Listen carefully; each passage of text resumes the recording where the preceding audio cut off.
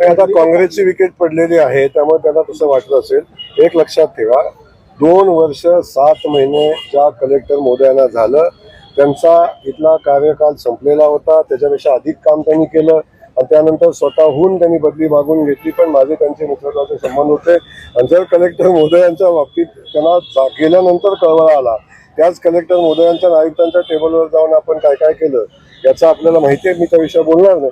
परंतु खूप चांगलं काम आदरणीय कुमार आशीर्वाद साहेबांनी केलं। या शहराचा IT पार्क, या शहराची विमानसेवा, समांतर पाईपलाईन, या शहरातले बाकीचे विषय, पूर अतिवृष्टी झाली, पूर आला त्यावेळी त्यांनी केलेलं काम, याचं कौतुक करावं तेवढं आहे। त्यामुळे त्यांच्या केलेल्या कामाचं या ठिकाणी कौतुक आहे आणि म्हणून त्यांना मुख्यमंत्री महोदयांनी एवढ्या उत्तम कामासाठी स्वतःच्या जिल्ह्यामध्ये कलेक्टर म्हणून काम करण्याची संधी दिलेली आहे। नाही, तो 2 खात्यामधला विषय तो आहे। जलसंपदा खातं सांगतंय की आम्हाला आमच्या जागेमध्ये आमचं धोरण आम्ही बनवलेलं आहे, त्यानुसार आम्ही जलपर्यटनाचं काम आम्ही करू आणि नियोजन विभागातनं ते काम मंजूर होतं। या दोन्ही याच्यामध्ये ते थांबले, पण भविष्यात मार्गी लागेल, चिंता करू नका। सोलापूर शहरातलं एकही काम आतापर्यंत थांबलं नाही आणि इथून पुढेही थांबू देणार नाही। असे जिल्ह्यातलं काम जिल्हा विकासाच्या दृष्टीनं पुढे घेऊन जाणं ही आमच्या भारतीय जनता पक्षाच्या सरकारची जबाबदारी आहे, आमच्या सगळ्यांची जबाबदारी आहे। या जबाबदारीत आम्ही कुठेही मागे राहणार नाही।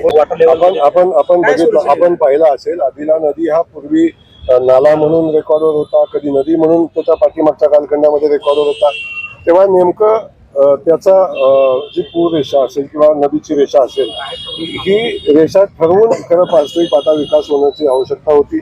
आज जर त्या गोष्टीची काळजी पूर्वीच घेतली असेल तर ज्या बांधकामं झाली ती नेमकं पूर रेषेच्या याच्यामध्ये येतात किंवा नाल्याच्या याच्यामध्ये येतात, त्यामुळं काही गोष्टी चुकीच्या झालेल्या आहेत। परंतु आता या नदीच्या उत्खननाची आवश्यकता आहे, नदीचा जो नाला आहे, नदी आहे, ज्याला तो विषय महत्वाचा नाही, परंतु त्याचं खोलीकरण आणि त्याचं संवर्धन महत्वाचं आहे की जेणेकरून अशा नाले किंवा अशा नद्या आपण जेव्हा वाढवतो तेव्हा खूप मोठे प्रॉब्लेम्स तयार होतात।